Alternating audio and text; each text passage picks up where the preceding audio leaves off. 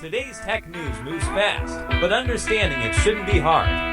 That's why Snarful Solutions Group brings you Connecting the Dots, where we break down what's happening in tech and why it matters to you. Now, let's dive in with your hosts. Welcome to Connecting the Dots. It's Friday, September 19th, 2025. I'm Alex. And I'm Morgan. Thanks for joining us as we connect some important stories happening right now. Let's start with a quick look outside here in Sacramento. Looks like a chance of showers, then partly sunny later, with a high around 81 degrees Fahrenheit. Yeah, pretty mild for us. Nationally, though, it's a different story. There's still quite a bit of heavy rain and flash flood risk across the western U.S., the Southwest, Southern Rockies. And even Southeast Florida, Puerto Rico, the Virgin Islands. Seems like that tropical moisture is really lingering. It is. And strong storms are also popping up across the plains and the Mississippi Valley. So definitely some active weather out there. Okay, let's check the markets. How did things close out yesterday, September 18th? Generally positive, if a bit slow. The Dow Jones Industrial Average closed at 46,142.42. That's up about 85 points, or 0.19% for the day. Okay, small gain. How's the week looking? Pretty decent, actually. For the week, the Dow is up 0.64%. All right, and the S&P 500? Similar story. It finished at 6,631.96, which was a gain of just over 5 points, so 0.08% on the day. And weekly? Weekly gain for the S&P is 0.43%. So holding steady, maybe some cautious optimism there. And what about Bitcoin? Always moving. Always. As of this morning, Friday open, it's hovering around $117,113.45. Wow. Yeah. It did dip a bit over the last 24 hours, down about $909, which is negative 0.78%. Okay. But looking at the week, it still managed to gain a 0.68%. So bit of a mixed bag short term, but up weekly. Got it. Now, for something truly important, the Giants. How did they do against the Dodgers last night? Well, not great news for Giants fans, I'm afraid. Oh, no, don't tell me. Yeah, they lost 1-2 against the Dodgers on the 18th. Yeah. Always tough when the Dodgers take one from us. 1-2. Tight game, though. It was. Looks like Jack Dreyer got the win for LA. Right. Okay, well, moving on before we get too depressed, let's talk about our sponsor. Absolutely. Big thanks to Pins and Aces for supporting the show. If you're into golf or just like really sharp gear, check them out. They make premium golf apparel and accessories. Really high-quality stuff, great designs. And we've got a great deal for you listeners. Use the promo code SNARFUL. That's SNARFUL, pronounced SNARFUL. Use that code SNARFUL at checkout, and you get a huge 21% off your entire purchase. 21%. Just head over to pinsandaces.com. That's pinsandaces.com. Okay, let's unpack this. Time to dive into the Morning Star report and connect the dots on today's top tech news. Right. First up, we're looking at the very volatile business of commercial space exploration, alongside some pretty serious challenges for NASA's Artemis program. So you've got rocket companies making these huge financial bets, trying to scale up, while NASA's dealing with budget threats and hardware problems. Exactly. It's this interesting tension. Let's start with the commercial side. Rocket Lab, for instance. Yeah. What are they up to? They're making a big move. They just announced plans to sell up to $750 million in common shares. Wow. $750 million. Wasn't their previous program smaller? Much smaller. It was $500 million. So This is a big increase. And they're saying the money is specifically for developing their bigger rocket, the Neutron. The medium lift one, right. And also for building more spacecraft manufacturing capacity. Correct. They want to scale up significantly. But here's the catch. Their stock actually dropped about 10% right after the announcement. Huh. Why would that happen? Isn't raising money usually seen as positive? Well, yes and no. It signals ambition, sure. But it also signals just how much cash they need to burn to get Neutron off the ground and scale production. Investors might be worried about dilution or just the sheer difficulty, the risk involved in making that jump from small rockets to medium ones. It's a huge financial hurdle. Right, that valley of death they talk about in aerospace, it takes billions. Precisely. Meanwhile, you've got Astra trying to make a comeback. Yeah, they had some launch issues before. What's their plan? They're targeting mid-2026 for the first flight of their new Rocket 4, launching from Cape Canaveral. They're highlighting successful tests of the new engine for the first stage, about 42,000 pounds of thrust. Mid-2026 still feels kind of far away. It does. It shows how long the development cycles are. So commercial space is pushing hard, but then you look at the government side, at NASA, and there are some major clouds on the horizon. Okay, what's happening with NASA, specifically Artemis? Well, the big one is the budget. The proposed budget for fiscal year 2026 includes language calling for the cancellation of the Space Launch System, the SLS rocket, after the Artemis 3 mission. Wait, cancel SLS? That's NASA's huge moon rocket, the cornerstone of Artemis, isn't it? It is, or it has been. Yeah. Canceling it after Artemis 3, which is supposed to be the first human landing mission back on the moon in decades, would be a massive pivot. So what would they use instead for, like, Artemis 4 and beyond? They'd have to rely entirely on commercial rockets. Think SpaceX's Starship, maybe Blue Origin's New Glenn eventually. It would fundamentally shift NASA's role in deep space exploration. That's huge. And wasn't there also a problem with the SLS hardware itself recently? Yes, compounding the budget uncertainty. Back on June 26, they were testing an upgraded version of the solid rocket boosters for SLS. The BOLE design stands for Booster Obsolescence and Life Extension. It's meant for later Artemis missions, starting around Artemis 9. Okay, an upgrade. What happened? During the test firing, there was a major anomaly. About 100 seconds after ignition, the engine nozzle just blew off. Blew off. That sounds bad. It is. Very bad. T plus 100 seconds is well into the burn, under high stress. This BOLE upgrade is supposed to give over 10% more thrust, which they need for heavier payloads later in the Artemis program. So if the upgrade doesn't work reliably... It throws the timeline for those later missions, like Artemis 9, into serious doubt. And that's if SLS even gets funded past Artemis 3. It raises really fundamental questions about NASA's long-term heavy lift capability and, the feasibility of goals like Mars missions or a permanent lunar base. So uncertainty is definitely the word in space right now. Okay, let's shift from the uncertainty of orbit to the often alarming certainty of cybercrime hitting critical infrastructure. Yeah, this next story is a big one. Law enforcement in the UK and the US have made some major headway against a ransomware group known as Scattered Spider. Scattered Spider, I've heard that name. They're known for being pretty aggressive. Extremely aggressive and quite sophisticated. The big news is that 2 key members have been arrested and charged. Okay, who are they? Well, and this is maybe the most surprising part. They're teenagers.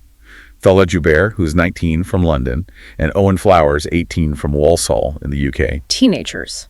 Running a major ransomware operation. Allegedly, yes. And the charges are serious. Yeah. Joubert is facing charges in the U.S. for conspiracy to commit computer fraud, wire fraud, and money laundering conspiracy. If convicted on everything, he could face up to 95 years. 95 years? Wow. Mm-hmm. That's not kid stuff. Not at all. And both he and Flowers were also charged in the UK, specifically related to that big cyber attack on transport for London back in August 2024. Remember the disruption that caused? Vaguely, yeah. But the U.S. charges suggest this was way bigger than just TfL. Oh, absolutely. Here's where it gets really interesting. The sheer scale they're alleging. Lay it on us. Okay, get this. The indictment claims that between May 2022 and basically right now, September 2025, the group breached the networks of at least 120 organizations globally. 120. At least, including 47 entities right here in the U.S. And they allegedly generated more than $115 million in ransom payments. $115 million from ransomware. By, allegedly, teenagers. How is that even possible? It points to their methods. They were apparently very good at social engineering, basically tricking employees, often IT staff, into giving up login credentials. They combined that with things like SIM swapping to take over accounts and then deploy the ransomware. And they were targeting organizations that could, and presumably would, pay big ransoms. Exactly, high-value targets. And they were apparently quite adept at handling the money. The documents allege Joubert controlled crypto wallets that, at one point, held around $36 million. $36 million in crypto. And get this. When authorities tried to seize the funds back in July 2024, he allegedly managed to transfer about $8.4 million to another wallet, basically trying to move it before they could grab it. That shows a level of financial savvy, or at least criminal agility, that's frankly shocking for someone that age. It really is. And the victims weren't just, random companies. They hit critical infrastructure. We mentioned Transport for London. In the U.S., victims included major healthcare organizations like S&amp Healthcare and Sutter Health. Hospitals. Yeah, and even the federal court system. So these weren't victimless crimes affecting just corporate bottom lines. This potentially impacted patient care, access to justice, really vital services. It's a stark reminder of how vulnerable even critical systems can be, and how motivated digitally native individuals, even very young ones, can cause enormous damage purely for profit. The arrests are good news, but the fact they operated at this scale for so long. It definitely raises questions about cybersecurity readiness across the board. Absolutely. Okay, from cyber threats, let's turn to a really significant and, let's say, controversial shift happening in U.S. public health policy. Right. This involves the main group that advises the CDC on vaccine policy, the Advisory Committee on Immunization Practices, or ACIP. ACIP. Okay, what's the news there? The news is that the new ACIP panel, which was recently appointed by Health Secretary Robert F. Kennedy Jr., has already started making some major changes to establish federal vaccine recommendations. Okay, like what? Specifically, they just voted to remove the CDC's recommendation for the MMRV combination vaccine for children under 4 years old. MMRV, that's measles, mumps, rubella, and varicella, right? Chickenpox? That's the one. It's a standard combination vaccine given to young children. Removing the recommendation is a pretty big deal. Why is it such a big deal? I mean, recommendations change sometimes, don't they? They do, but ACIP recommendations carry enormous weight. They're not just suggestions. They heavily influence state laws for school entry requirements. Ah, okay. And crucially, they generally determine which vaccines health insurance plans are required to cover nationwide under the Affordable Care Act. So when ACIP changes a recommendation, it has immediate practical consequences for doctors, parents, schools, and insurers. Got it. And you emphasized the new panel. What's the context there? Well, that's where the controversy really comes in. Back in June, Secretary Kennedy dismissed all 17 members of the previous ACIP. These were generally seen as highly qualified, long-serving experts in immunology, public health, infectious diseases. Fired the whole committee. The entire voting membership, yes. And replaced them with new appointees. Now, some of these new members have publicly expressed views skeptical of vaccines in the past, or have even served as paid expert witnesses for plaintiffs suing vaccine manufacturers. So, potential conflicts of interest, or at least a very different perspective being brought in. That's certainly the perception and the concern raised by many in the public health community. There were also reports from the recent meeting suggesting a lack of familiarity with the data review process. Like what? Sources mention new members asking very basic questions about data analysis, or claiming that CDC presentations were missing certain data points, when apparently that exact data had just been presented moments earlier by CDC scientists.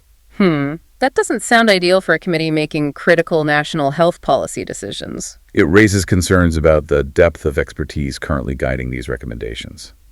And the speed of this MMRV decision is also notable. It's a sharp reversal of long-standing policy, happening very quickly after the new committee was installed.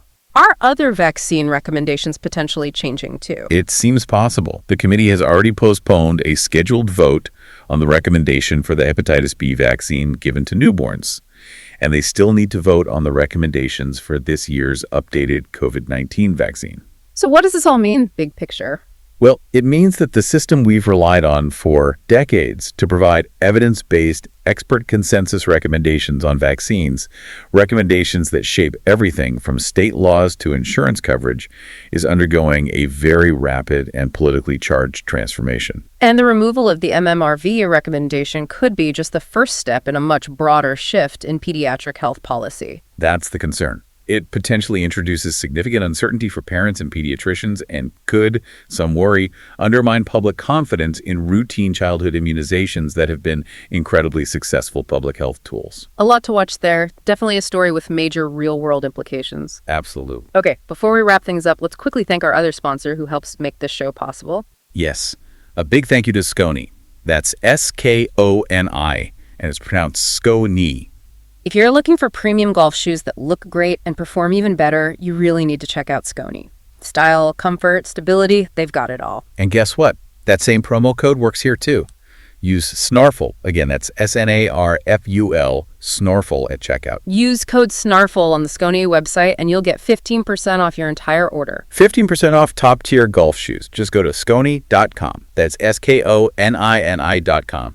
All right, so let's quickly recap the big themes we connected today. We saw the intense push and pull in the space sector. Huge commercial ambition from companies like Rocket Lab needing massive funding, clashing with the hard realities of NASA's budget, possibly forcing the cancellation of its flagship SLS rocket after a key upgrade failed. Then we looked at the alarming sophistication and global reach of cybercrime, highlighted by the scattered spider arrests. Teenagers allegedly running a $115 million ransomware empire hitting critical infrastructure, a stark warning about digital vulnerability. And finally, that significant and very controversial pivot in U.S. public health policy. with the new ACIP panel quickly moving to reverse a long-standing recommendation for the MMRV vaccine, signaling potentially rapid changes ahead for pediatric healthcare guidance. It really underscores how technology, finance, security, and government policy are just constantly interacting, shaping the world you navigate every day.